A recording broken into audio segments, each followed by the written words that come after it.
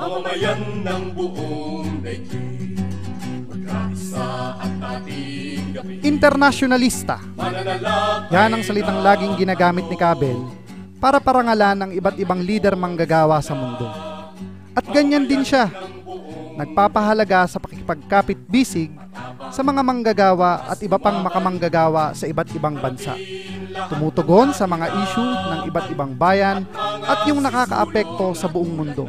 Kilala ko si Cabell panahon pa nung nung Ninoy assassination, dahil as chairperson ng KMU.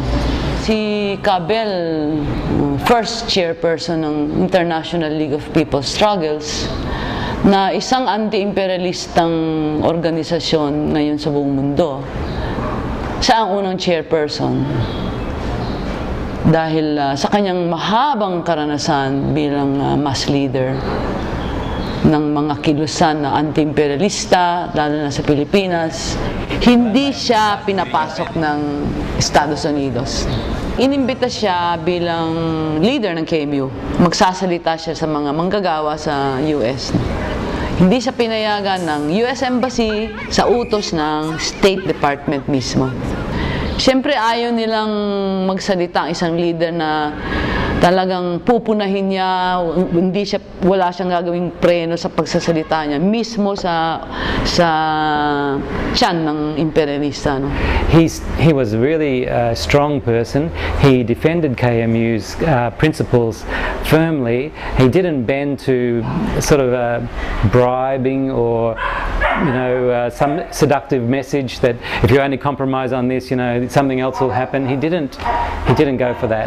Even if people didn't agree with what KMU stood for, they respected KMU, and it's really Cabell for so many years who personified this and captured that respect in the international trade union movement.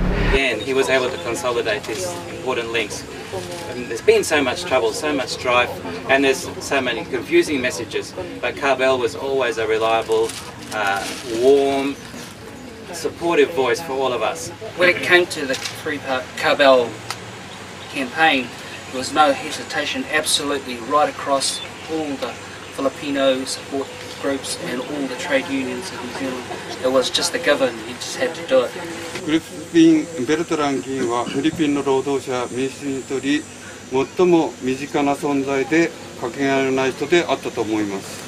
I think Crispin Beltran is most indispensable, most important advocate of the Filipino workers and people. Compañero Crispin, gracias por su ejemplo, gracias por su lucha, gracias por estar siempre con nosotros. Crispin, thank you for your fight, thank you for your struggle, thank you for being always with us. Compañero Crispin, hasta la victoria siempre. Hasta la victoria.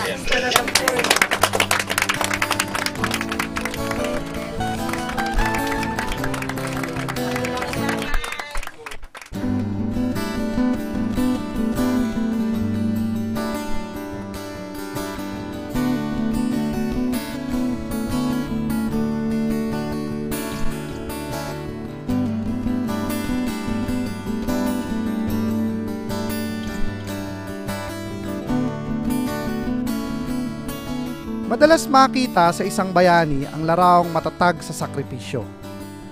Ngunit kakabit ng tatag ang positibong pananaw. Sinong makakalimot sa kanyang mga hilig at biro?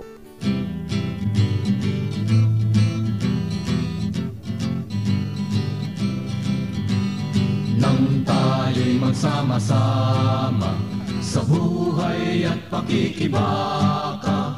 Marahil dahil na rin doon sa kanyang kahiligan, doon sa boxing, mahilig talaga si Cabell sa boxing. At natatandaan mo na sa panahon ng mga National Council meeting ng KMU, nagdadala pa nga yan ng TV, pagka mayroong schedule boxing doon sa aming mga NC meeting, titiyakin niya na mayroon siyang dala na TV para nang sa gayon ay mapanood niya yung sino mang boxer na may laban doon sa championship sa panahon na yon. それが Imbis na kamayan kaya yung ano yan, jab eh. Ganun. Pero di man, didikit lang yung kamao niyo sa tiyan mo kaya sa balikat. Baho ka kamayan. Ganun ka, tawag rito, kalambing si Cabell sa mga leader, sa mga manggagawa. Kahit na ng congressman yan, yung mga sasakyan na ginagamit niyan, puro may diferensya, no? Sinakay niya ako minsan tapos umulan. Tumulo yung loob ng sasakyan niya. Ako yung tinuluan. Pero ibig sabihin, walang maaaring maglabas ng kahit na anong baho o chismis na siya ay nakinabang sa pagiging leader niya. Yung pagiging prinsipyado niya at disiplinado, yung isa sa mga usapin kung bakit siya naging malapit at madikit sa mga manggagawa. Yung antas ng kanyang pamumuhay. Sabi nga naming mga manggagawa, yung simpleng pamumuhay at masikhay na pakikibaka. Noong May 1, na-miss ko siya talaga. With a little teardrop.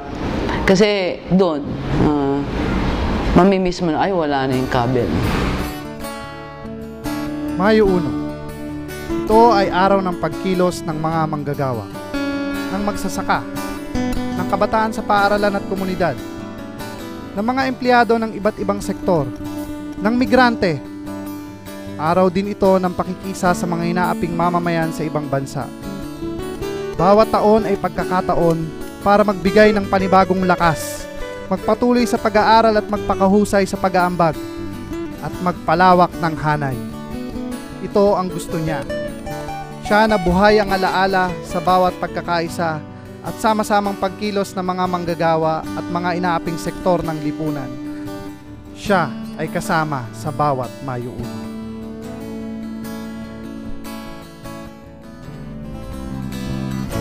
1. Mananatili ka sa piling ng masang api, mananatili ang tapat mong pagsisilbi, mananatili ka sa aming pagpupunyagi upang makamit ang layang minimithi.